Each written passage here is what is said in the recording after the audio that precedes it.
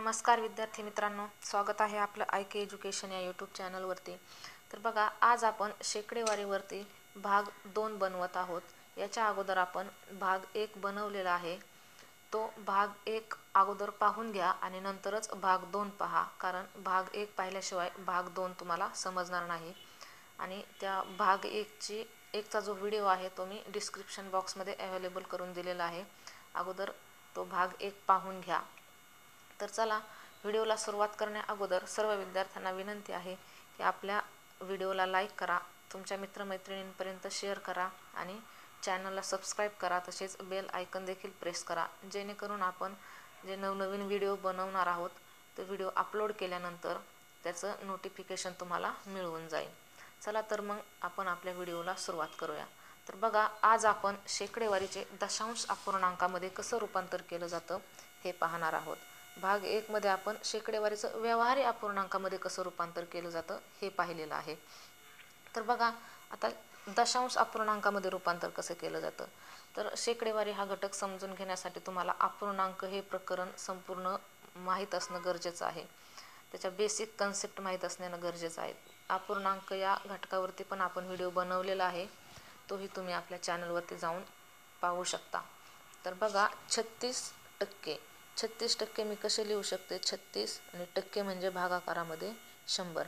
आता ज्यावेळेस या अपूर्णांकाचा मी भागाकार करणार, 36 भागिले 100 केल्यानंतर उत्तर काय येतं ते पाहूया आपण। 100 ने भाग देऊ डायरेक्ट, 100 एक 100। 36 हे 100 पेक्षा लहान आहेत, भाग बसत नाही, म्हणजे भाग दिला आपण पॉईंटचा, 0 पॉईंट दशांश चिन्हाचा भाग दिला। तर 36 वर आता पॉईंटचा भाग दिल्यामुळे आपण 1 0 घेऊ शकतो, मग ती संख्या झाली 360। मग 100च्या पाड्यात 360च्या अगोदरची संख्या काय, 300। तर 100 त्रिक 300, बाकी राहिली 60, बरोबर, शिल्लक राहिली 60। मग त्या 60 वरती आणखी 1 0 घेतला, झाली 600। मग 100 सख 600, म्हणजे आपलं उत्तर किती आलं, 0.36।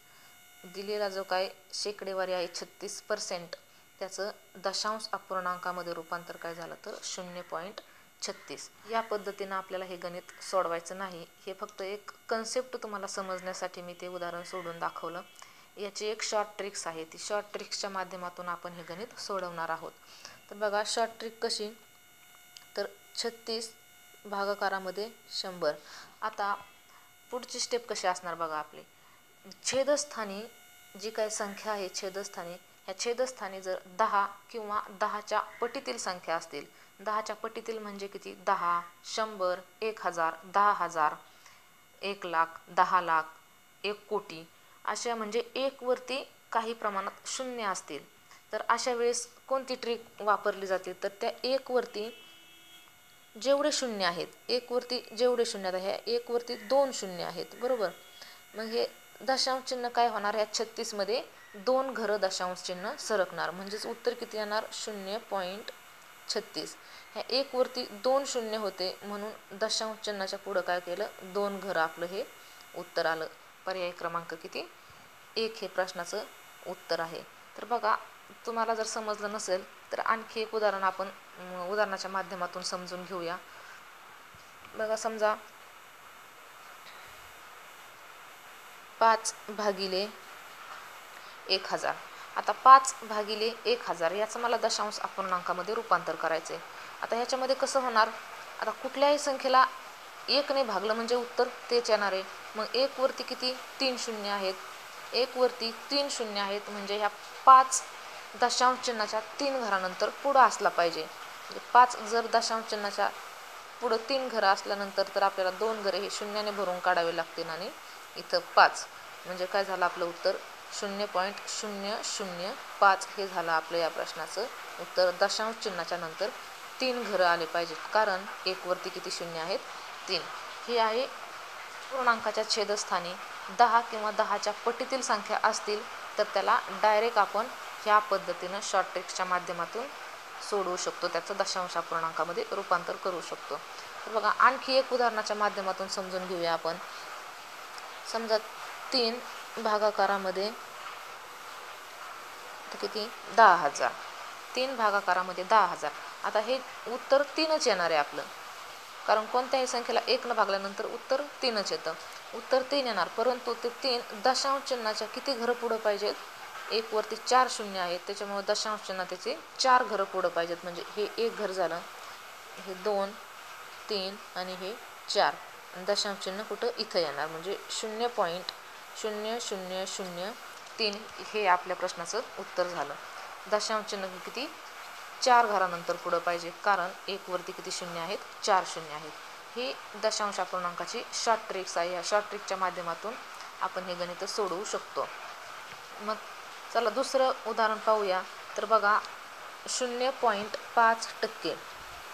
0.5 आणि भागाकारामध्ये काय आहे? टक्के. तर बघा याचं अगोदर आपण भाग 1 मध्ये दशांश चिन्ह कशा पद्धतीनं घालवलं जातं हे पाहिलेलं आहे. म्हणजेच काय? दशांश चिन्ह एका घरानंतर घालवायचे. माझी पहिली स्टेप काय असणार? पहिली स्टेप, हे गणित सोडवण्याची पहिली स्टेप, मला काय करायचं? अगोदर दशांश चिन्ह काढून टाकायचे. मग एका घरानंतर दशांश चिन्ह काढून टाकायचं असेल तर अंशस्थानी मला 10ने गुणावं लागेल, आणि 10ने अंशस्थानी 10ने गुणल्याच्या नंतर काय होणार? हे दशांश चिन्ह निघून जाईल, म्हणजे अंशस्थानी काय राहील? फक्त 5 राहील. आणि अंशस्थानी 10ला गुणलं तर छेदस्थानी सुद्धा 10ला गुणावं लागेल, म्हणजे त्याचं काय होणार? 1 शून्य छेदस्थानी ॲड केला जाईल, म्हणजे 100 आधीचे आणि 1 शून्य ॲड केला जाईल. ही झाली माझी पहिली स्टेप, दशांश चिन्ह काढून टाकण्याची. आता हे दशांश चिन्ह कसं निघालं हे आपण भाग 1 मध्ये पाहिलेलं आहे. त्यासाठी अगोदर तुम्ही भाग 1 पाहून घ्या. आता आपलं दशांश चिन्ह निघून गेलेलं आहे. आता आपल्याला डायरेक्ट करायचा भागाकार. मग दुसरी स्टेप आता आपली काय असणार आहे? तर ह्याचा दशांश अपूर्णांकामध्ये रूपांतर करायचं, कारण छेदस्थान 1 आहे आणि 1च्या 10च्या पटीतील छेदस्थानची संख्या आहे. मग 1 वरती हे 3 शून्य आहेत, 1 वरती 3 शून्य आहेत, म्हणजे दशांश चिन्ह काय येणार आहे? हे 5 काय आहे? ते दशांश चिन्हाच्या पुढं 3 घरं असणार आहे. मग 1, 2 आणि 3 हे काय झालं? 0.005 हे आपल्या प्रश्नाचं काय झालं? उत्तर झालं. कारण 1 वरती 3 शून्य आहेत, म्हणून दशांश चिन्हाच्या पुढं काय झालं? 3 घरं उत्तर आलं पाहिजे. म्हणजे पर्याय क्रमांक किती? 2 हे आपल्या प्रश्नाचं उत्तर आहे. आय होप तुम्हाला हे कन्सेप्ट समजले असेल, कारण दशांश अपूर्णांकामध्ये रूपांतर करा याच्यावरती मी 2च उदाहरणे घेतलेली आहेत.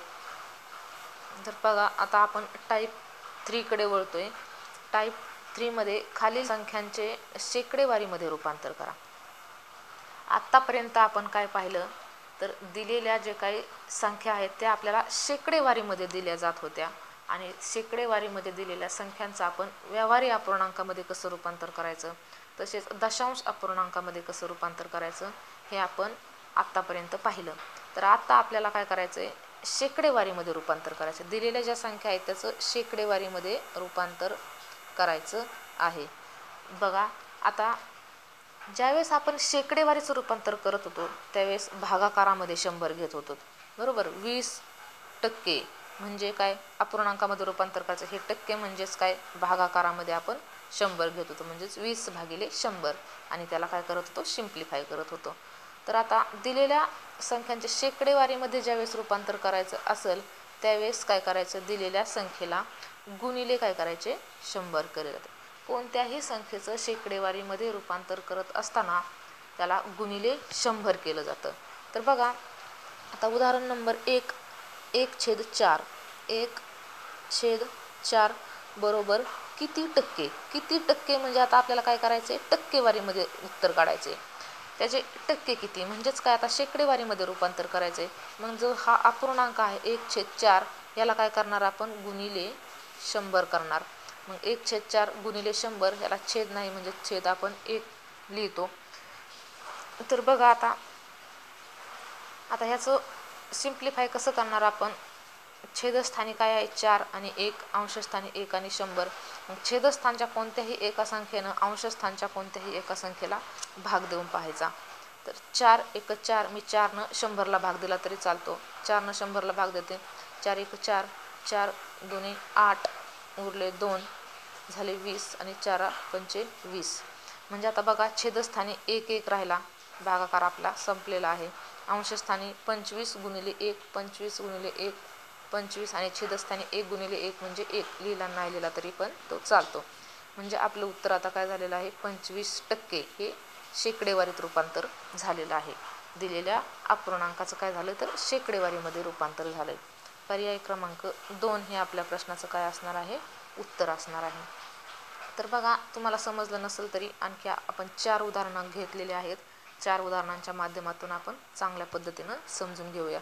तर बघा, प्रश्न क्रमांक 2, 3/4 बरोबर किती टक्के? 3/4 बरोबर किती टक्के म्हणजे काय करायचे, आता आपल्याला टक्केवारीमध्ये रूपांतर करायचे, म्हणजेच गुणिले 100. मग आता ह्या 100ला छेद नाही म्हणजे छेद 1. मग काय, आता अंशस्थानी 3 आणि 100 या संख्या आहेत, छेदस्थानी 4 आणि 1 ह्या संख्या आहेत. मग छेदातील कोणत्याही संख्येनं अंशातील कोणत्याही संख्येला भागलं तरी चालतं.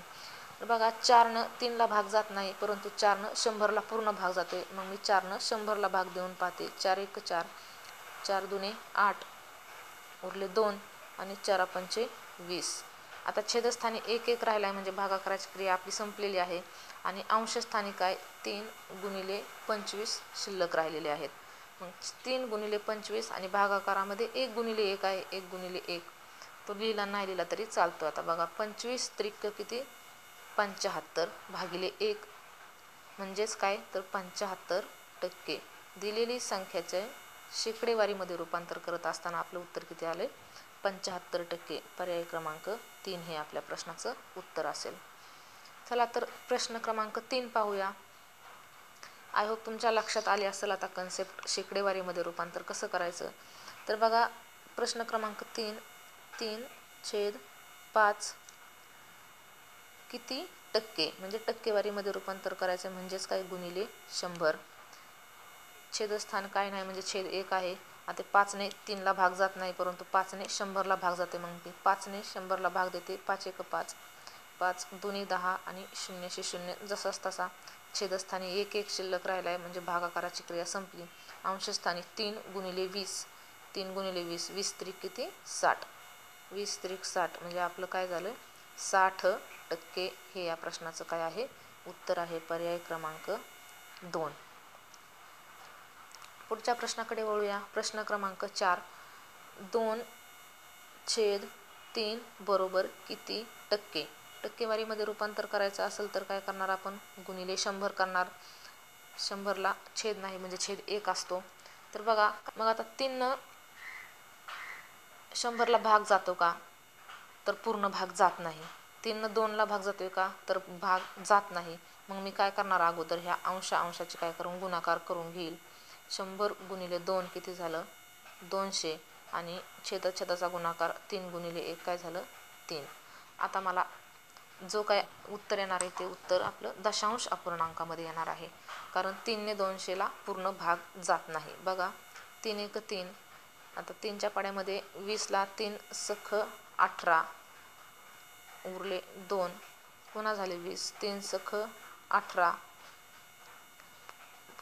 पुन्हा उरले 2, 2ला 3नं भाग जात नाही म्हणजे भाग पॉईंटचा दिला आपण, 2 वरती 0 घेतला, 3 सख 18, पुन्हा 2 उरले, पुन्हा 20 झाले, 3 सख 18 म्हणजे आपलं उत्तर काय आलं, 66.7. 2च घरापर्यंत आपण दशांश चिन्हाचा भाग द्यायचा, 2 घरानंतर, म्हणजेच उत्तर किती आलं आपलं, 66.66% हे या प्रश्नाचं उत्तर आलं. पर्याय क्रमांक 1 हे आपल्या प्रश्नाचं काय आलं, उत्तर आलेलं आहे.